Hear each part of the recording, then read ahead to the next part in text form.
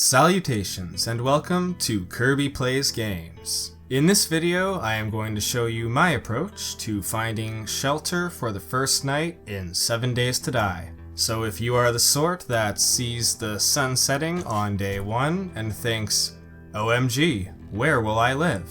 Then this video is for you. We will be discussing where to settle and what to settle, so that you can not only survive the first night, but possibly have the beginnings of a new home. Generally speaking, I find it much easier to clear a small building that already exists on the map, as opposed to building something from scratch.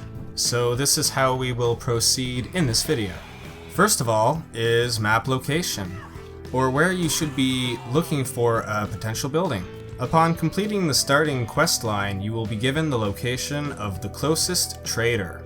It is usually a good idea to settle close to them, as the trader is very useful throughout the game. Additionally, if you can settle close to a town, this will give you lots of looting opportunity. If you are new, it might be best to settle on the outskirts to avoid a high zombie population density around your home. But if you are feeling confident, you can definitely settle down in town. Also, the forest tends to be the most forgiving biome for new players, so without getting into details about that, just keep that in mind, and hopefully you can take my word for it. Next, you want to find a relatively small structure that is mostly intact and wouldn't need much renovation to be made secure. Some great things to look for include concrete or cobblestone foundations, cobblestone or concrete walls, secondary entrances and exits, and most importantly, small main floor square footage. If you do decide to stick around, then a modest exterior will be less resource intensive to make secure, and your base will have less points of failure. Basically, you've got less ground to cover, which is especially important if playing solo.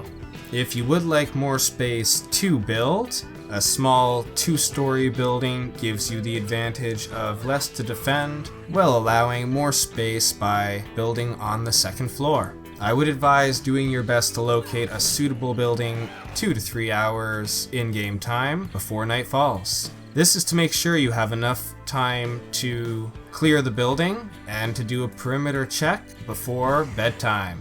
This might also give you time to patch up or reinforce the building before the sun goes down. So hopefully the tips in this video are helpful the next time you are looking for a spot to rest your head the first night in 7 Days to Die. If you enjoyed the video, consider liking and subscribing.